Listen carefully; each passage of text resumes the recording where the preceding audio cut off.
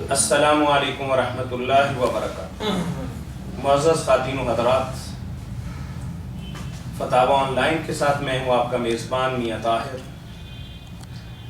اسلامی تعلیمات اور سوال و جواب کا یہ پروگرام ہر اتوار عصر تا مغرب آپ کی خدمت میں پیش کیا جاتا ہے۔ اس پروگرام میں اپنے مسائل کے حل کے لیے آپ بھی ہمیں کال کر سکتے ہیں۔ کال کرنے کے لیے ہمارا ٹول فری نمبر ہے 080011777۔ اس پروگرام میں آپ کی طرف سے آنے والی فون کالز اور براہ راست پوچھے گئے سوالات کے جوابات حسب معمول معروف مذہبی اسکالر مفتی مولانا محمد اسحاق مدد اللہ العالی مرحمت فرماتے ہیں۔ کال کرنے کے لیے ہمارا ٹول فری نمبر دوبارہ نوٹ کر لیجئے 080011777۔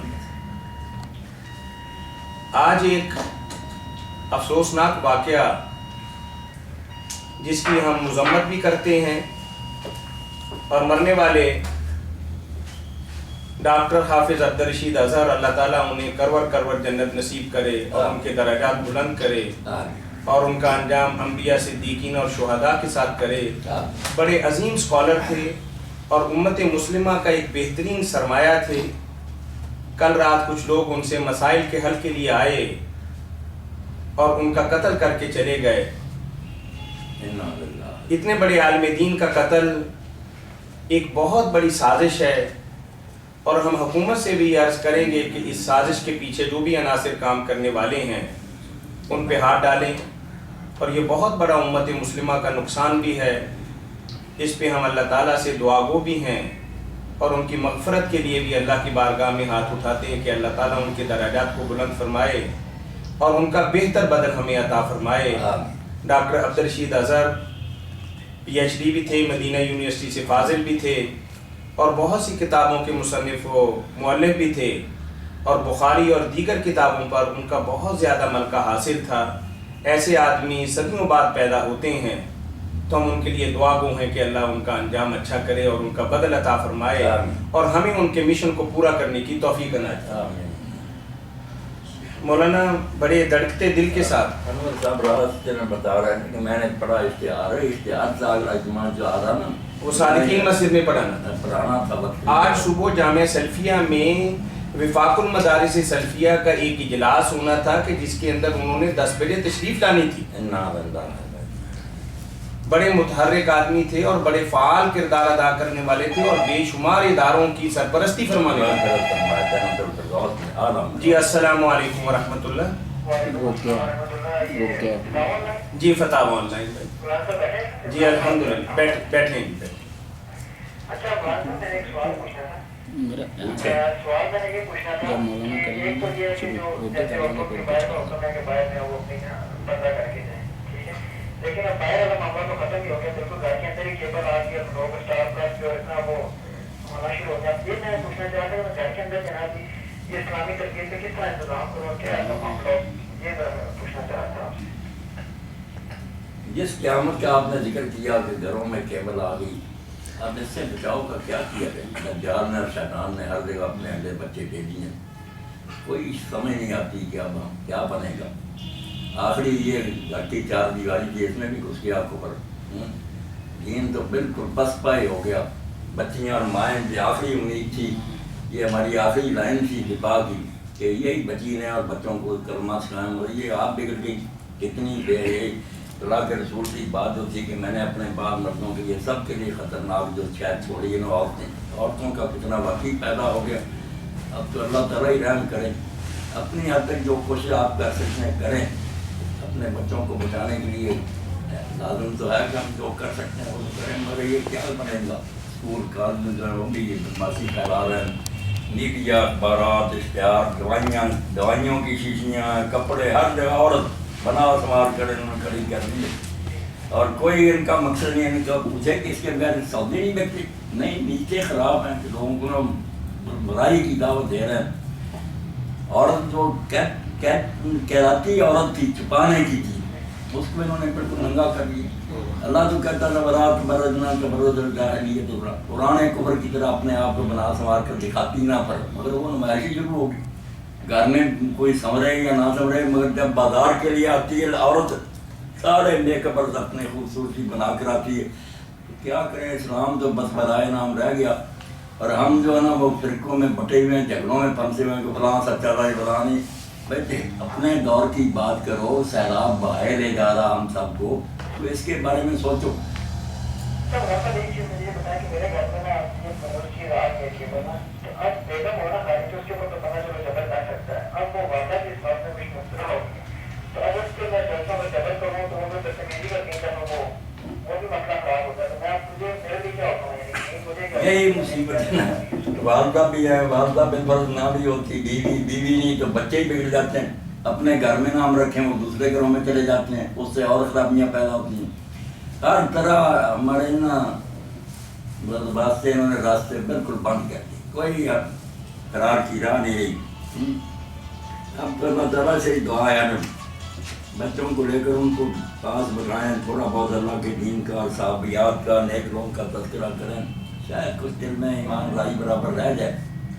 کام خراب ہی۔ چلیں بھائی، بہت شکریہ آپ کے کال کرنے کا جی، جزاکم اللہ۔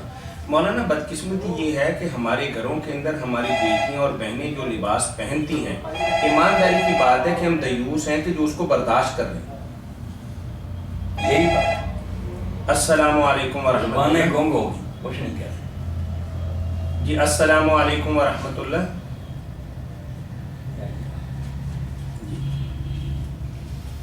واویلا تو ہم کرتے ہیں کہ معاشرے کے اندر ہم اصلاح کا کوئی کردار ادا کریں، لیکن بدقسمتی سے مطلب ہمارے گھروں کے اندر جو ناچ گانے کا آج کل اہتمام، اور خاص طور پر بچیوں کے لباس کے بارے میں جو ایک کنسیپٹ ہے، اور ہم نے یہ سمجھ لیا کہ چونکہ گھر کے اندر وہ یہ پہنتی ہیں تو اس لیے ہم نے اس کو کسی حد تک نظر انداز کر کے قبول بھی کر لیا۔ جی السلام علیکم ورحمۃ اللہ۔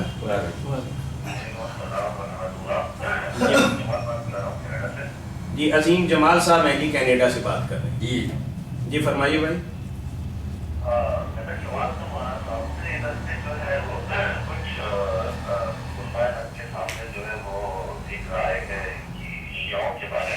جی جی وہ کہتے ہیں کہ جو ہے شیعہ جو ہے وہ ماذا عائشہ صدیقہ رضی اللہ تعالیٰ عنہ پہ تہمت لگاتے ہیں ذاتی ہونے کی، جس سے جو ہے وہ قرآن کی آیت سورہ آل عمران کی آیت نبی ہوتی ہے۔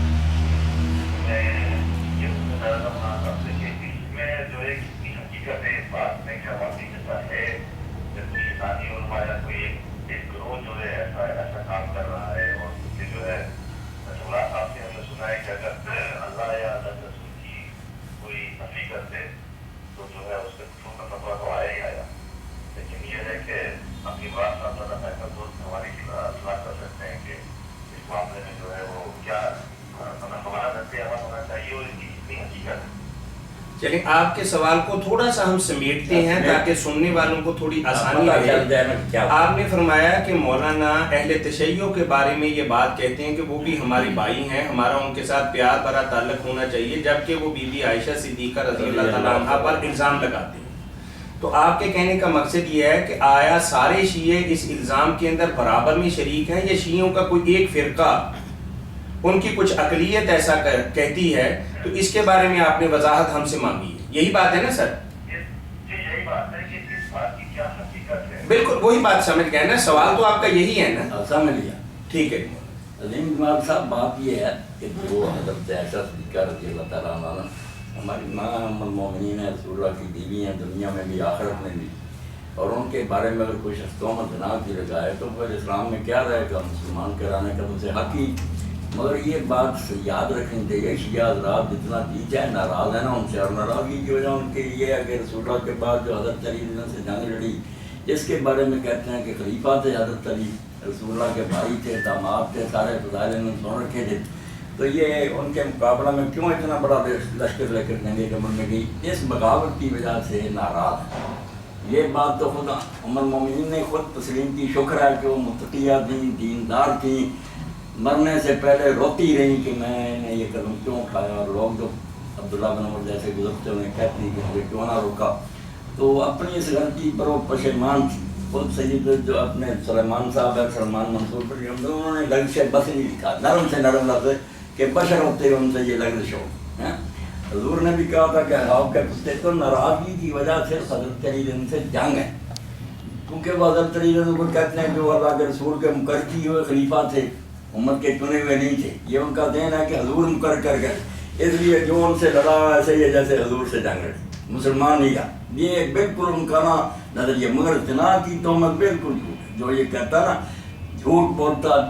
شیعہ کا صرف حضرت عائشہ صدیقہ نے ان کی کتابیں بھری ہیں کہ کسی نبی کی بیوی بغیر نہیں ہے، بدکار نہیں ہوئی، کافرہ ہوئی ہیں. حضرت نوح کی بیوی کافرہ ہوئی ہے، لوط کی ہے. کفر کو کہتے ہیں اخلاقی طور پر جتنے دی چاہے برا ہو، مگر دنیا میں وہ اتنا نہیں برا سمجھا جاتا جس طرح کسی کی بیوی کا بدکاری کرنا. اس سے تو پلے کوئی نہیں رہ جاتا. اس لیے بیوی کسی نبی کی وہ کہتے ہیں کافرہ نہیں ہوئی. خدا کے حضرت عائشہ یہ نام تو ہے جھوٹا. باقی حضرت علی سے جنگ کرنے سے کہتے ہیں ایسا ہی ہے. ایک حدیث بنائی ہوئی نا سنیوں کی کتابوں میں، حدیثیں بہت بن گئی کہ حرب و کار بھی، اے علی تیرے ساتھ جنگ میرے ساتھ جنگ کے برابر. وہ کہتے ہیں جب حضور کے ساتھ جنگ کے برابر پھر کیسے مسلمان رہ گی؟ مسلمان نہیں، نہ یہ جنتی ہے، نہ وہ حضور کی بیوی ہوئی ہے، سب بکواس کا ہے. مگر زنا کی تہمت اللہ کی شاہد ہے کہ ان کی کتابیں بھری ہوئی ہیں کہ کسی نبی کی بیوی بدکار نہیں ہوئی، زانیہ نہیں. اس لیے عظیم جمال یہ بات جو بھی کہ اس کو کہا یار خدا کا خوف کر، ان کی ناراضگی اور سبب سے ہے یہ زنا والی بات تھی. مولانا یہاں درمیان میں ایک چھوٹا سا سوال بھائی کی اجازت سے پوچھنا چاہیں گے، آیا یہ سب اہل تشیع کا یہی نظریہ ہے کہ بی بی عائشہ کی یہ رضی اللہ تعالیٰ عنہ کی یہ بہت بڑی اور سنگین غلطی تھی، یا جو بھی وہ بات کہتے ہیں، یا شیعوں کی بھی ایک خاص کوئی ٹولہ ہے جو یہ بات کہتے ہیں؟ نہیں، یہ تو سارے کہتے ہیں. اچھا من جملہ ان کی مطلب ایک ہی بات ہے.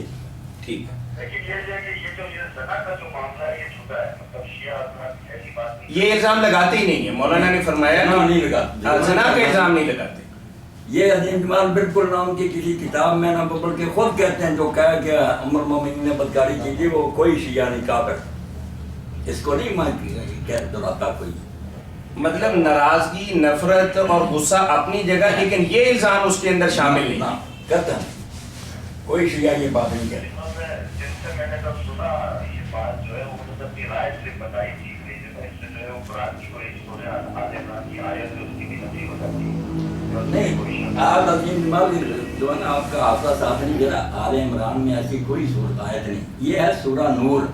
سورہ نور میں حضرت عائشہ صدیقہ کی برات ہے نا کہ وہ پاک ہیں، الزام لگانے والے جھوٹے ہیں. سورۃ نور کی آیتیں ہیں. اس کا علماء کہتے ہیں نا اگر کوئی آج کہے کہ نہیں وہ الزام سچا تھا تو پھر قرآن کی ان آیتوں کا منکر ہی ہوا. سورہ نور ہے، آل عمران میں نہیں یہ بات آتی.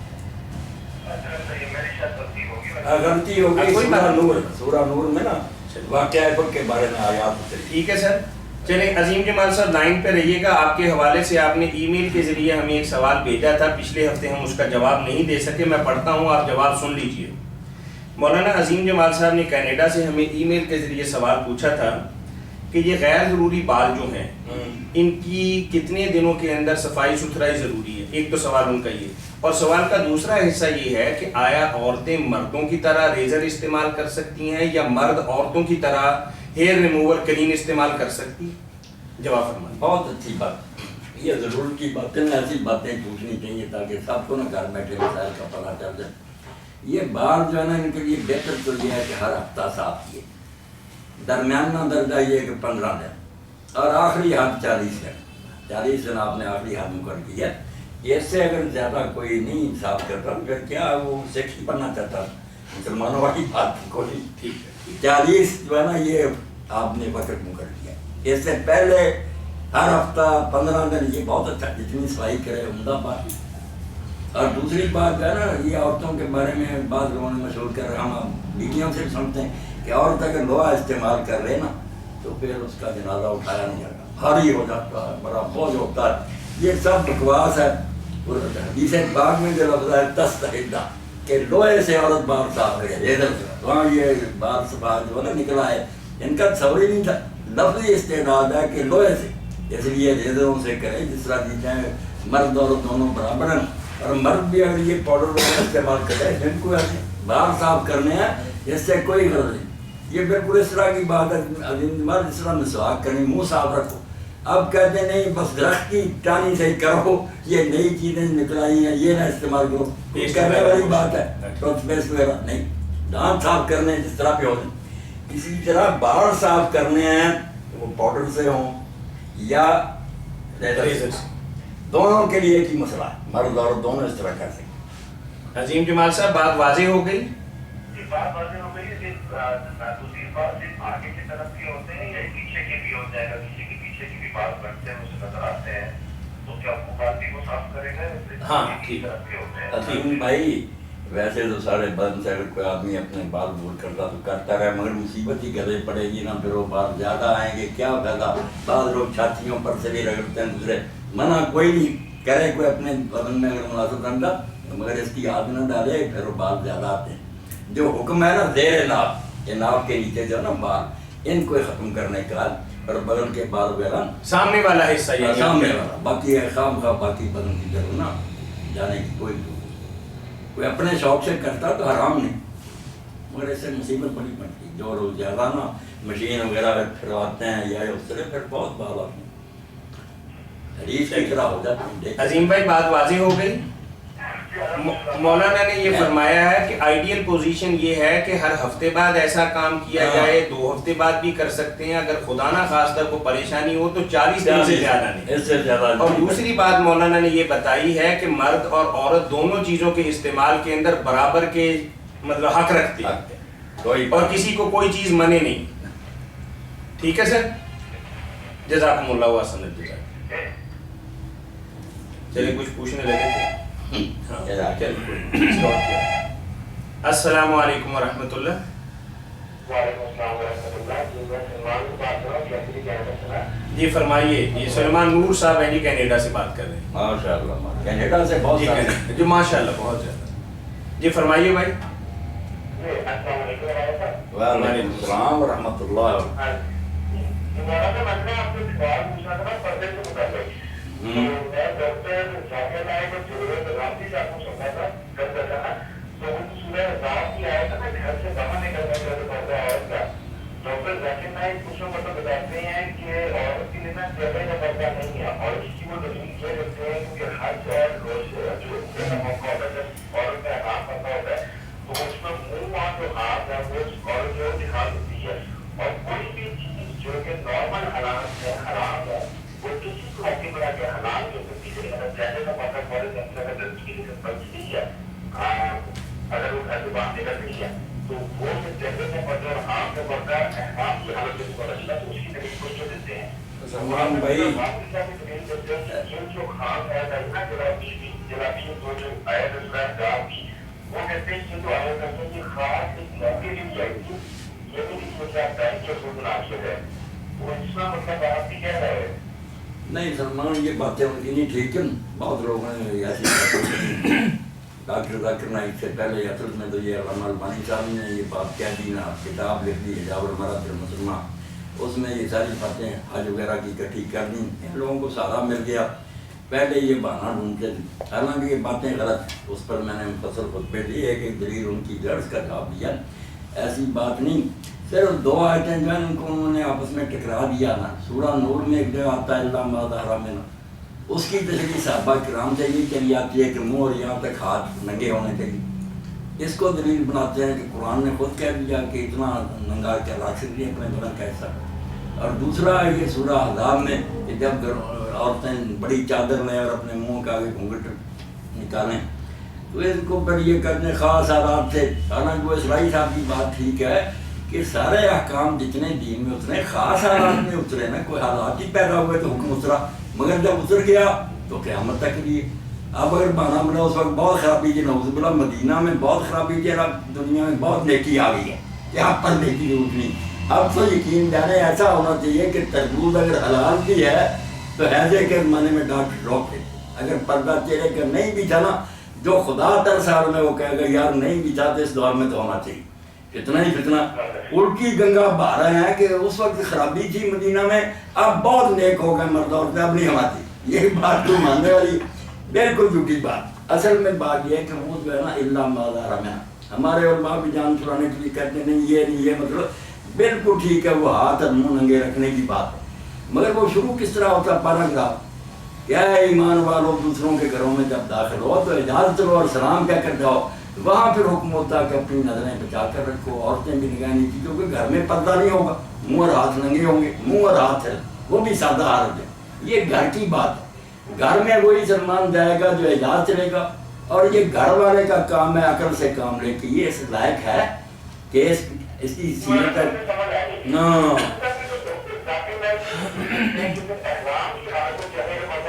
نہیں احرام میں چاہے جو کہتے چہرے کا پردہ، یہ بھی غلط بات ہے. پردہ کر سکتی ہے اور کرتی بھی ازواج مطہرات صافیات. صرف یہ ہے کہ جس طرح مرد کو قیمتی لباس سے روک دیا گیا نا کہ درویشی اختیار کرو، صرف ایک چادر نیچے کندھوں پر ڈالو، عورتوں کو بھی کہہ دیا گیا کہ تم نا نقاب نہ کرو، یہ برقع تیرا پردے کا نہیں روکا گیا. پردہ چادر سے کریں تو بالکل کریں. حضرت جیسا دیکھا ماں بن چلی سب کہتے ہیں کہ جب لوگ آتے تھے تو ہم اپنی چادریں نیچی کر لیتے، منہ اپنے ڈھانپ لیتے تھے. احرام میں بھی صرف جو ہے نا فیشن، برقع فیشن اس کا کہ اس لباس کو چھوڑ دو. یہاں ذرا فقیری درویشی اختیار کو، سادہ لباس اور چادر سے منہ ڈھانپا. یہ جو کہتے ہیں نا نہیں چہرہ ڈھانکنا نہیں، اور اگر چہرے سے لگ گیا کپڑا تو دام پڑ جائے گا، بالکل جھوٹ بولتے ہیں، کوئی دام نہیں پڑتا. اور پنکھے باندھتے ہیں، پھر آگے یہ مولوی حضرات کہتے ہیں آگے پنکھا باندھے تاکہ چہرے سے پرے رہے. سب فراڈ ہے، بے شک چہرے سے لگتا رہے، کوئی حرج نہیں. بس یہ ہے کہ ہمیشہ کے لیے نقاب جیسے نا برقع، یہ وہ سادگی کی خاطر ہے، یہ نہیں کہ پردہ نہیں. پھر آپ دیکھیں کہ احرام کی عادت ہے نا، ویسے تو ہم ہر جگہ بگڑ گئے، مگر حج کا موقع، عمرے کا موقع، اس وقت لوگ فقیر اور درویش بنے ہوئے اللہ کے سامنے بندگی کے لیے جا رہے ہیں یا عیاشیوں کے لیے جا رہے ہیں. اس موقع پر بھی اگر کوئی بری نظر کرتا ہے تو یہی بات ہے جیسے مولانا رضا خان رحمۃ اللہ نے بڑی پیاری مثال دی کہ خبردار میدان عرفات میں اگر عورتوں کے چہرے ننگے ہیں تو تم نے اس کو ان کو دیکھا نا تو ایسے ہی جیسے شیر کے پاس اس کا بچہ بیٹھا ہو تو دیکھے گا نا تو شیر چیر دے گا.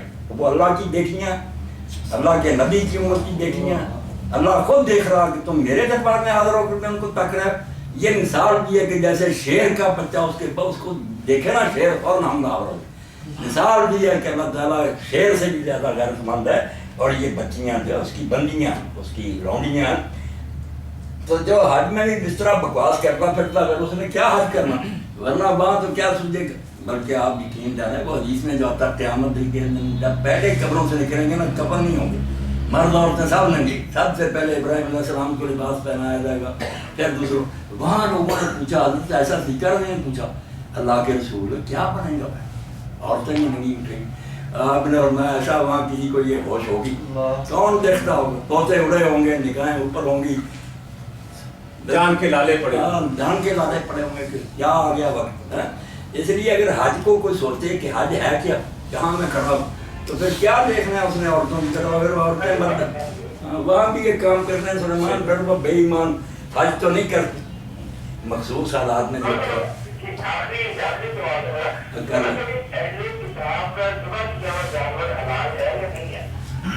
اہل کتاب کا ذبیحہ حلال ہے قرآن کی روشنی میں، مگر حلال ہونے کے لیے جو شرطیں مسلمانوں کے لیے وہی ان کے لیے کہ ذبح کریں صحیح طریقے سے، رگیں کاٹیں اور دوسرا اللہ کا نام لیں. اب یہودی جو ہے وہ تو رگیں کاٹتے ہیں، بہت اچھے طریقے سے ذبح کرتے ہیں. وہ تو اسرائیل میں اتنی سختی ہے ان میں کہ جب تک ربی جو ہے نا ان کے عالم وہ آ کر نہیں دیکھ لیتے کہ رگیں کہاں سے کاٹی ہیں، اتنی ادھر ہونی چاہیے، اتنی بہت سختی ہے، تشدد. وہ اسٹیمپ پر لگائیں تو تب بازار میں گوشت بک سکتا. مگر یہ عیسائی جو ہے یہ بے ایمان ہو گئے، انہوں نے نہ اللہ کا نام لیتے ہیں، تین خدا کہتے ہیں کہ باپ، بیٹے اور روح القدس کے نام. ان کا بھی ابھی بھی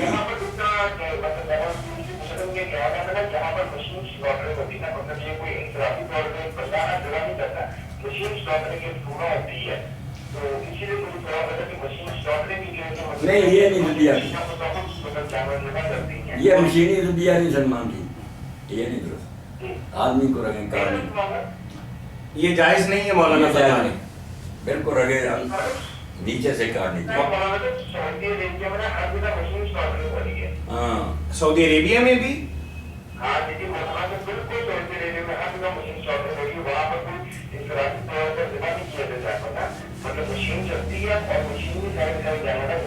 کئی لوگوں سے غلطی ہوئی نا پہلوں سے، جیسے قاضی ابو بکر انہوں نے کہا یہود نصارہ کے لیے کوئی کرنے وہ گلا گھونٹ کر مارتے ہیں. جب اہل کتاب کا کھانا کھا اللہ نے اللہ کو پتہ نہیں تھا.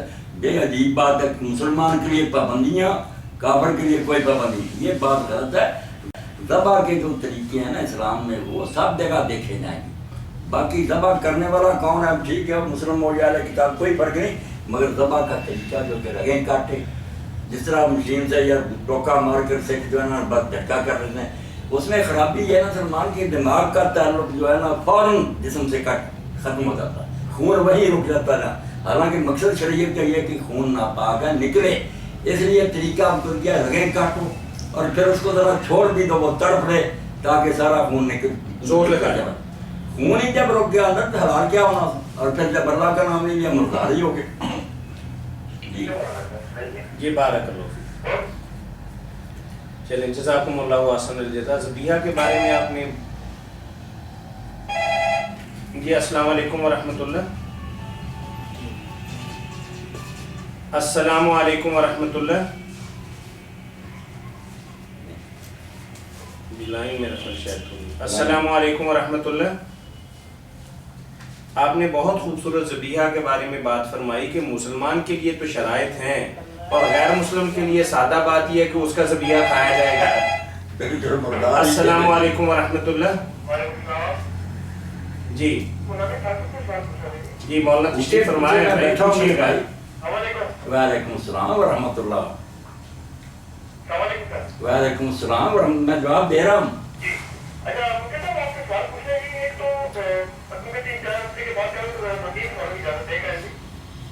یہ فرمائیے بھائی, کوئی بات نہیں, پوچھیے آپ.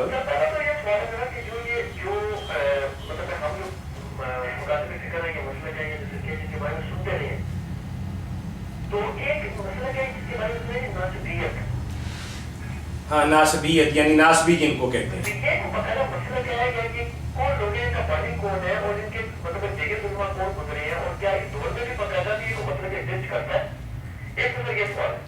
میرا خیال ہے کہ سوال آپ کا بڑا تاریخی سا ہے, ایک پہ ہی رہیے گا. ایک پر ہی رہیے, اس کو حل کر دیں. اس کو حل کر لیں.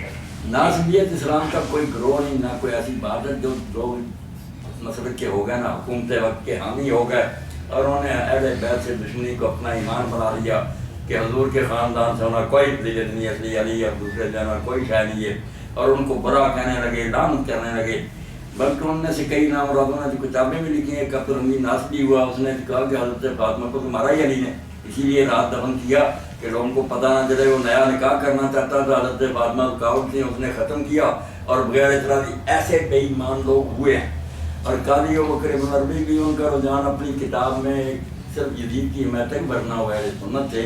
تفسیر میں انہوں نے بالکل کہا کہ حق علی کے ساتھ تھا, یہ جتنے بھی ان سے لڑے ان سے غلطی ہوئی ہے, یہ قصاص لینے کا کوئی طریقہ کہ خلیفہ کے پاس مناظر رہا فوجیں لے کر چلو.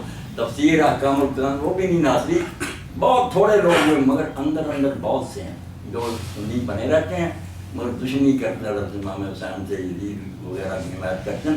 ان کو شاہ عبد الوزیر رحمۃ اللہ علیہ لکھتے ہیں کہ یہ رافضیوں سے بدتر ہے. رافضی تو پھر بھی مسلمانوں کا گروہ ہے, وہ اہل بیت کی محبت میں ذرا آگے نکل گیا. یہ بے ایمان دشمن ہے اہل بیت, یہ کوئی مسلمان گروہ نہیں, نہ کوئی طریقہ.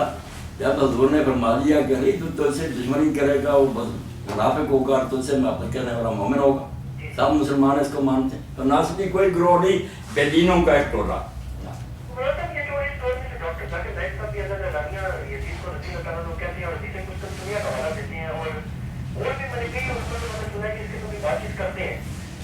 یہ میں نے جیسے ذکر کیا نا,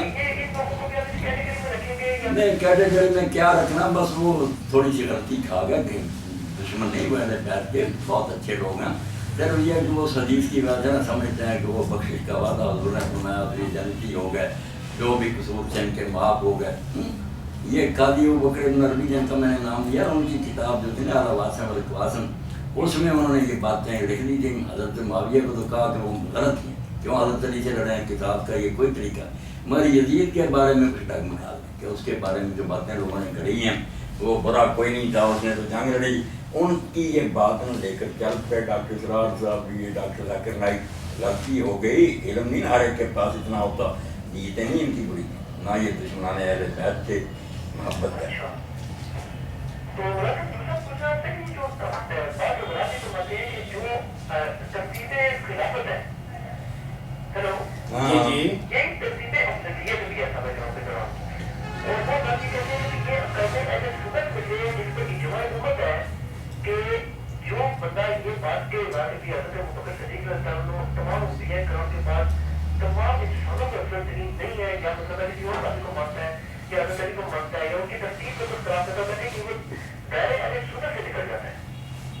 نہیں اہل سنت کا کیا چاہیے اس کی کیا دلیل؟ نہیں بس نا آپ اس پر ہی ختم کرو دائرہ اہل سنت سے کوئی نہیں نکلتا. اہل سنت میں اس بارے میں بڑے بڑے اختلاف ہیں، خاص کر کے حضرت عثمان اور حضرت علی رضی اللہ عنہ کے بارے میں تو بہت سے اختلاف ہے. بڑے بڑے جو نیک ہیں نا اہل سنت کے علماء ان میں سے کئی کہتے تھے خلافت حضرت عثمان کی ٹھیک ہے، امت نے انہیں چن لیا مگر وہ حضرت علی ان سے افضل ہے. یہ بڑے بڑے اہل سنت کے اماموں کا عقیدہ ہر کتاب میں لکھا، کوئی وہ اہل سنت سے نہیں نکلے. اسی طرح وہ کہتا کہ میں حضرت علی کو افضل مانتا ہوں مگر حضرت ابوبکر عمر سے محبت کرتا ہوں، ان کو نیک سمجھتا ہوں، کیوں اہل سنت سے نکل جائے؟ یہ عقیدہ جو تفصیل ہے نا، یہ بڑی بڑی جو کتابیں شرح مواقع شرح مقاصد اس سے بڑی کوئی کتاب سنی ہے نہیں کہ عقیدے ثابت، وہاں بھی مانے کہ یہ بالکل ایک خیال کی بات ہے، کوئی اس کی دلیل نہیں، نہ اس کا کوئی ثبوت ہے شریعت میں کہ جو اس کو خلافت پہلے مل گئی وہ افضل ہے، کوئی افضل کی دلیل. یہ ہے کہ لوگوں نے اس کو چنا. کتنے اہل سنت میں ایسے گزرے جو کہتے نہیں حضرت عمر بہت درد اعلیٰ ہے ابو بکر رضی اللہ عنہ سے، ٹھیک ہے وہ خلیفہ پہلے بنے مگر عمر کے برابر ہو سکتے ہیں، کسی نے ان کو کچھ نہیں کہا. اچھا کوئی بات نہیں، آپ کے بہت سے سوال ہو گئے، آپ کے سوال ختم نہیں ہوں گے نا. ختم کریں نا. اور لوگ یہ خطبے جو ہے جعلی بنائے، شیعوں نے 12 امام داخل کر لیے خطبوں میں، انہوں نے خلیفے کر لیے، سب بناوٹی بات ہے. بس دین کے لیے اللہ کے رسول کا ذکر کرو اور بعد میں سب مومنوں کے لیے بخشش کی دعا کرو. یہ سنت ہے خطبے میں کہ امام سب مومن مردوں عورتوں کے لیے کہ اللہ ہم سب کو بخش، نام لے کرو. یہ خلیفوں وغیرہ کی ترتیب اور اماموں کی نا سب امت نے آپ کی باتیں بنائی. جی اور بات یہ ہے جی. السلام علیکم ورحمۃ اللہ.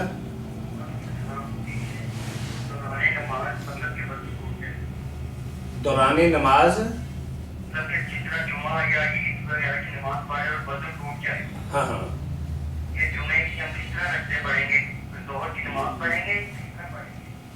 ٹھیک ہے، مطلب آپ جمعے کی نماز پڑھ رہے تھے تو پہلی یا دوسری رکعت میں آپ کا وضو خطا ہو گیا، اور آپ جب دوبارہ وضو کر کے آئیں گے تو امام اگر سلام پھیر چکا ہوگا تو پھر کیا صورتحال ہے؟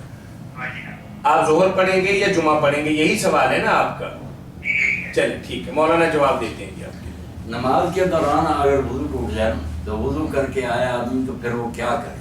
جمعہ عید کا یہ نہیں عام بھی مسئلہ کہ وہ پھر وہاں سے شروع کرے جہاں سے چھوڑ کر گیا تھا، جو پہلے پڑھی اس کو صحیح مانے، اس سے آگے چل پڑے. اس کو بنا کہتے ہیں کہ جتنی پہلے تعمیر ہو چکی نا اس پر آگے بڑھا.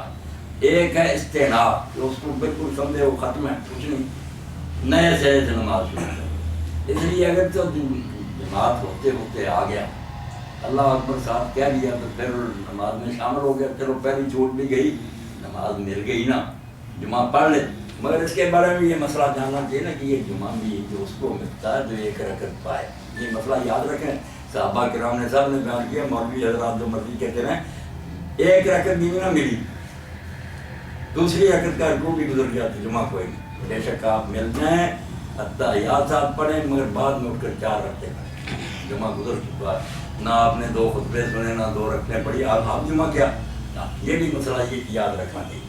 اچھا مولانا یہاں چھوٹا سا یہ سوال پیدا ہوتا ہے کہ ایک آدمی تو آیا ہی بعد میں ہے، تو آپ اس کو تو یہ فرما رہے ہیں نا کہ اس کا تو جمعہ ہوا ہی نہیں، وہ ظہر کی نماز ادا کرے گا، لیکن ایک آدمی آیا پہلی رکعت میں تکبیر تحریمہ میں شامل ہوا لیکن بدقسمتی سے اس کی ہوا نکل گئی یا وضو ٹوٹ گیا، تو اب اس کے لیے تھوڑی گنجائش والی بات ہے. دونوں باتیں بتا دیں. اگر تو سمجھے جتنی میں نے پڑھ لی تھی وہ بھی برقرار ہے، اس سے آگے چل پڑے پڑھتا ہے، جماعت تو چھوڑے اپنی پڑھتا ہے، پڑھتا ساتھ کرتے ٹھیک ہے، ورنہ بعد میں سلام پھیر لیں. جناب میں نے کہا ٹھیک ہے، لیکن ایک یاد ہی رکھے تو پڑھ لی وہ بھی ٹھیک ہے، آگے پڑھے. اور اگر نئے سرے سے شروع کر لے. اچھا مولانا استیناف والی بات ہم نے اس سے پہلے نہیں سنی. ہاں استیناف بڑی زیادہ تھا، علماء یہی کہتے ہیں کہ یار بنا والی بات وہ پچھلی ختم ہو گئی. لوگ باتیں بھی کر لیتے ہیں، کعبہ سے منہ بھی کٹ جاتا ہے، یہ کیا اس کو کہنا، وہ گئی نئے سرے سے. استیناف آپ نے آج سنا، یہ زیادہ کبھی کا یہاں کسی مسجد میں نہ امام ایسا کرتا ہے نہ اس کے مقتدی ایسا کرتے. نہیں کریں گے جب آپ استیناف نئے سرے سے نماز پچھلی بھول جائیں. چلیں بھائی بات واضح ہو گئی تھی. جی فرمائیے.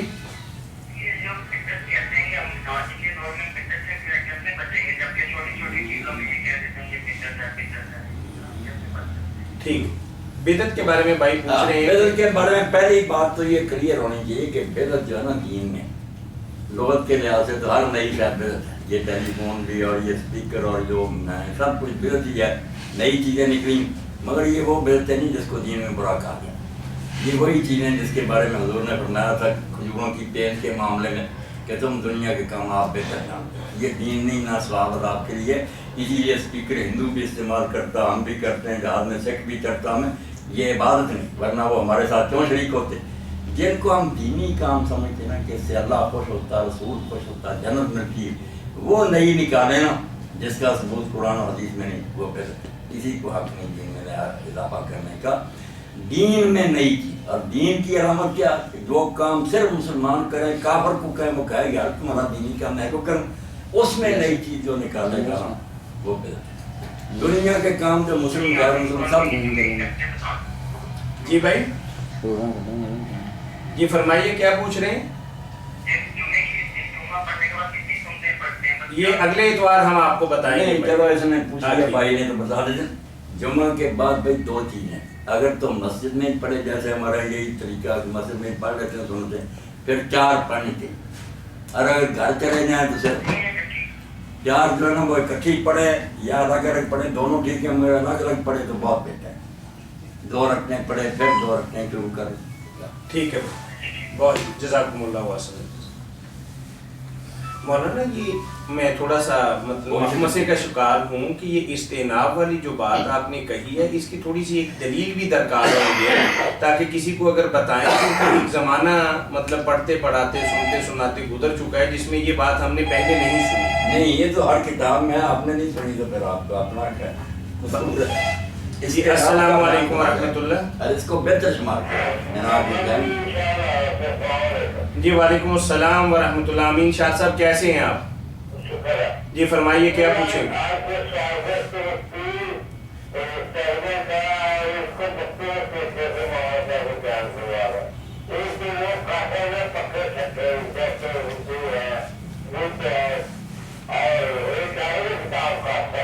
جی جی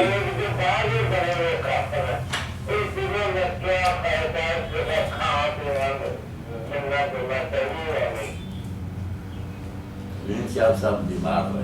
جی ٹھیک ہے. ایک آپ نے یہ پوچھا ہے کہ ایک تو ایسے کافر ہیں کہ جن کا پہلے سے ہی ہمیں پتہ ہے جیسے بدھ مت کو ماننے والے یا مطلب باقی لوگ ہیں. دوسرا سوال آپ کا کیا ہے؟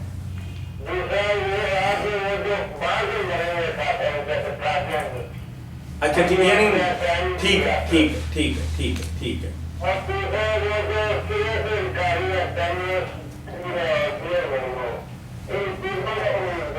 جی ٹھیک ہے ٹھیک. اللہ تعالیٰ امین صاحب آپ کو تندرستی دے، آپ کی آواز اللہ صاحب نہیں کوئی بیمار معلوم ہوتے ہیں، شفا بخشے. نہیں آپ تو سن رہے ہیں مولانا، آپ کی بات سن لی، آپ کو جواب دیں. سارے لوگ کہ جو کھانے نا عام دن میں گوشت نہیں، وہ حلال چیزیں صاف ستھرے برتنوں میں. امین صاحب سنے وہ ہندو پکائے، بدھ پکائے، چوڑا پکائے، چمار پکائے، ڈہریا پکائے، برتن صاف ہیں. چیز وہ ہماری شریعت میں حلال ہے تو اس کے ہاتھ یا اس کے برتن اس چیز کو ناپاک نہیں کرتے. ہم سب دنیا کا کھا سکتے ہیں اگر تو اس میں گوشت ہے. گوشت آئے گا تو پھر دیکھیں گے کہ وہ ذبح مسلمان نے کیا یا اہل کتاب نے کیا. گوشت کے لیے پابندی، باقی کھانوں کے لیے دالیں اور ایسے سبزیاں وغیرہ یہ بریانی وغیرہ اس میں کوئی نہیں. جو عجیب ٹائپ کا ہے برتن صاف ہونے چاہیے اور چیز جو نا وہ ہمارے دین میں حلال ہوگی. اچھا ایسے ہی قادیانیوں کے بارے میں بھی یہی فتویٰ ہے؟ قادیانیوں کا بھی کھا لیا کریں کوئی بات یہ ٹھیک ہے. کھانے کا ان کا ذبیحہ بھی کھا سکتا ہے. بس یہی ہے کہ ان کو نا مسلمان نہ مانے، نہ ان سے زیادہ محبت کریں. ایسا نہ ہو کہ آپ کو کھائیں چیز نہیں، لوگوں کے پاس علم ہے نہیں. مولانا ان کا جو عام دال سبزی ہے بس بات ٹھیک ہے، بیان اتنی کر دی. ٹھیک ہے ٹھیک ہے ٹھیک ہے چلیں.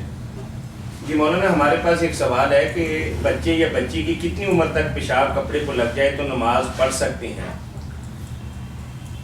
جو پیشاب بچے بچی کا اس کے بارے میں جو حدیث پاک میں آتا ہے کہ بچے کا پیشاب دینا اس پر چھینٹے ہی مارنے کافی، دھونے کی ضرورت نہیں، بس تھوڑے سے چھینٹے اس پر پھینک دیجیے. بچی کا جو اس کو دہرا جائے، مگر یہ اس وقت تک ہے جب تک وہ دودھ ہی پیتے ہیں، کھانا نہیں کھاتے. جب کھانے پر لگ جائیں تو لگتا ہے دونوں کا دھونا پڑتا. جی السلام علیکم ورحمۃ اللہ.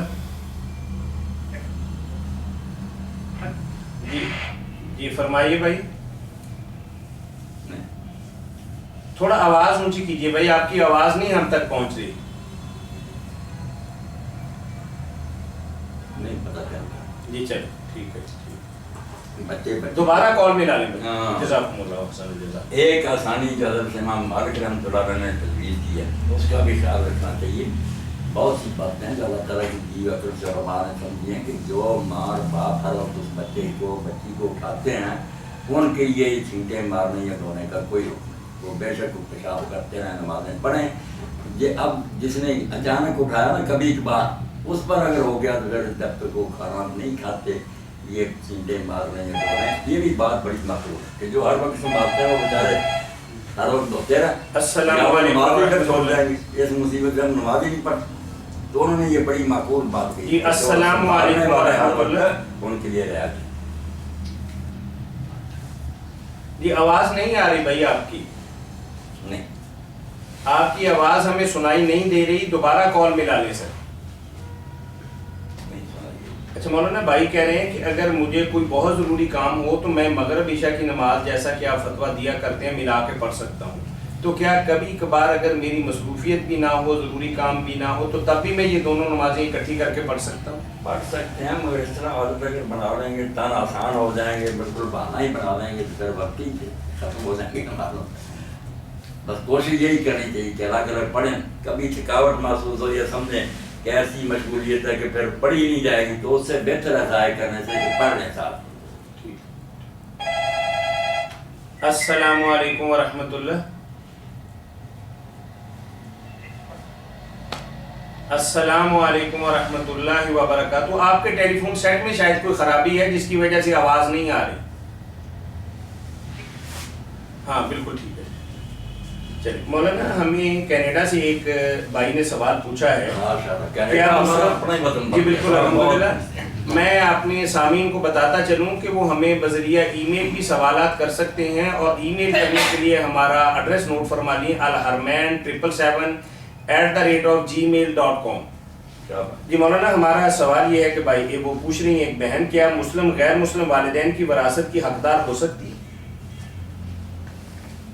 یعنی کرسچن باجی ہیں, پہلے کرسچن تھی, بعد کے اندر مسلمان ہو گئی, تو اس کے والدین ابھی بھی کرسچن ہیں, تو وہ پوچھ رہی ہے کہ ان کی جائیداد کی جب وہ مرنے کے بعد میں ان کی وارث بنوں گی, اور ایسے ہی اگر میں مر جاتی ہوں تو کیا میرے والدین اور باقی جو میرے بہن بھائی ہیں میری جائیداد کے وارث بنیں گے؟ السلام علیکم ورحمۃ اللہ. جی بھائی فرمائیے. آپ انٹرنیٹ کے ذریعے سوال کر رہے ہیں؟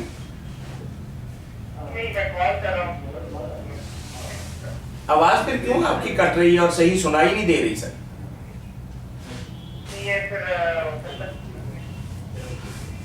آپ کو آپ کے فون میں کوئی پرابلم ہوگا, میں نے عرض کیا نا کہ آپ کسی اور فون سے کال کر لیں.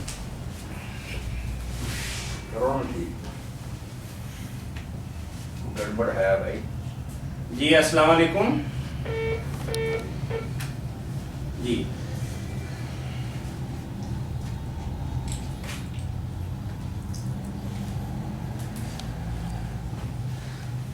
یہ چلیں آخری سوال کا جواب لے لیتے ہیں مولانا سے. مسلم والدین یعنی اور غیر مسلم ان دونوں کی وراثت کے بارے میں.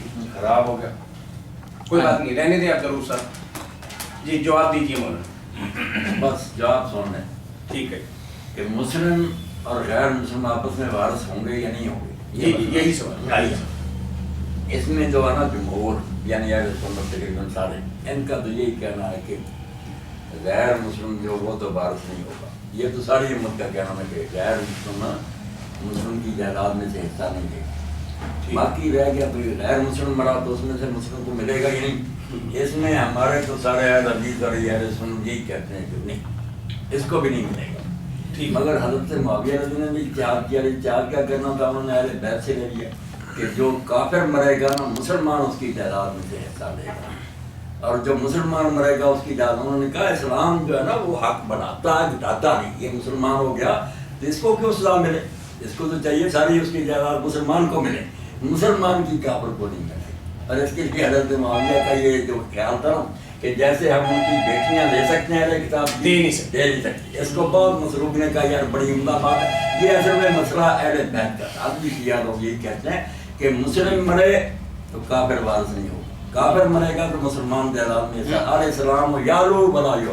جزاکم اللہ. جی السلام علیکم. وعلیکم السلام ورحمۃ اللہ. جی الحمدللہ بالکل کلیئر ہے. پوچھ بند ہو گیا پھر. میں نعمان بات کر رہا ہوں. میرا سوال ہے جی کہ نماز باجماعت کے مطابق امریکہ سے کال ہے جی. نعمان سے اپنے بچے. جی جی سوال کیا ہے آپ کا؟ یہ کہ جب باجماعت نماز کے لیے بعض دفعہ آپ اکیلے کھڑے ہوتے ہیں, سنت پڑھے ہوتے ہیں, تو بعض ہمارے بھائی ایسا کرتے ہیں کہ آئے تو کندھے کو ہاتھ لگا کے تو آپ کے ساتھ مل کے جماعت بنا دی. جیسے فرض کریں ظہر کی نماز کے بعد آپ سنتیں پڑھیں تو کوئی آیا آپ کے کندھے کو ہاتھ لگایا, انہوں نے آپ کو کہا جی آپ ہمیں لیڈ کرنا شروع کر دیں. ایک تو پوچھنا تھا کہ یہ ٹھیک ہے, اس میں اختلاف ہوتا ہے امام اور مقتدی کی نیت میں, اور دوسرا جو نماز پڑھنے والا ہے وہ تو اپنی انفرادی پڑھا تھا سنت, تو وہ کنورٹ کیسے ہو گئی جماعت میں. دوسرا یہ ہوتا ہے کہ جب جماعت ختم ہوتی ہے تو جو پیچھے مقتدی بعض ایسے ہوتے ہیں جن کی جیسے سمجھے رکعت رہ گئی, 2 رکعتیں رہ گئی, تو ان میں بھی بعض دفعہ ایسا ہوتا ہے, خاص طور پہ ہمارے اہل عرب میں یہ ہوتا ہے کہ وہ جو پیچھے نماز پوری کر رہے ہوتے ہیں ان کو وہ آ کے کندھے پہ ہاتھ لگا کے کسی ایک آدھے کے ساتھ جماعت سے ایک اور جماعت بنا لیتے ہیں. تو خدا نہ خاصہ اس میں ایک اور کوئی 2-4 نمازی لیٹ آ گئے اس دوسری جماعت میں, تو اس سے بھی نئی جماعت بنا لیتے. وہ چلتی جائے گی نا اسی طرح سلسلہ لامتناہی آتے جائیں گے اور کندھے پر ہاتھ رکھ کے آگے جائے گی جماعت چلتی جائے. یہ ساری باتیں نا نعمان بھائی لوگوں نے من گھٹ بنائی ہیں. ابن حزم جیسوں نے یہ اپنی طرف سے باتیں, ان کا کوئی ثبوت نہیں. نہ اللہ کے رسول نے ایسا کیا, نہ صحابی نے کیا. باقی نیت کا اختلاف جو نا اس میں یہ بات ہے کہ اگر کوئی شخص فرض پڑھ رہا ہو تو اس کے پیچھے جس آدمی نے پہلے وہ نماز پڑھ لی وہ نفل کی نیت سے شامل ہو جاتا. امام پڑھتا ہوتا فرض, اس کی نماز اعلیٰ ہوتی ہے, وہ مفترض ہوتا. مطلب جو ہے نفل پڑھنے والا شامل ہو جائے. حضور نے تاکید بھی کی ہے کہ اگر کسی نے نماز پڑھ بھی لی ہے تو جماعت کھڑی ہو جائے. یہ نہ کہا کہ میں پڑھ چکا ہوں اس جماعت میں شامل ہو جائے, ایک فرض ہو جائے کہ نفل. مگر امام جو ہے نا وہ نفل پڑھے اور پیچھے فرض پڑھیں, یہ بہت اختلافی مسئلہ. شروع سے اس میں نا بہت فساد ہے, اس میں پڑھنے کا کوئی فائدہ نہیں. امام کی نماز فرض کی حالت میں اعلیٰ ہے نا, تو جیسے انجن طاقتور ہو تو پیچھے ڈبے کمزور بھی ہو تو کھینچ لا, نفل والے کا گزارا ہو جاتا. مگر نفل والا آگے ہو یہ اختلافی ہے, اس کی کوئی مضبوط دلیل نہیں, یہ نہیں کہلاتے.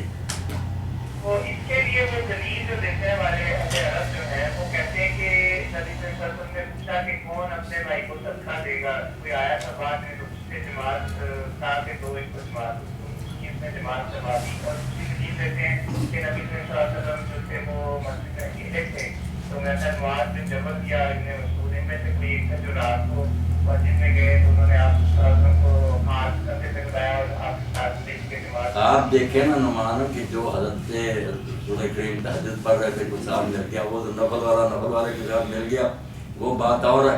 یہ بات ہو رہی کہ فرض پڑھ رہے ہیں اور اس کی باتیں کرتے جا رہے ہیں نفل والوں کے پیچھے, سنتیں بھی نفل ہیں, یہ کوئی دلیل نہیں.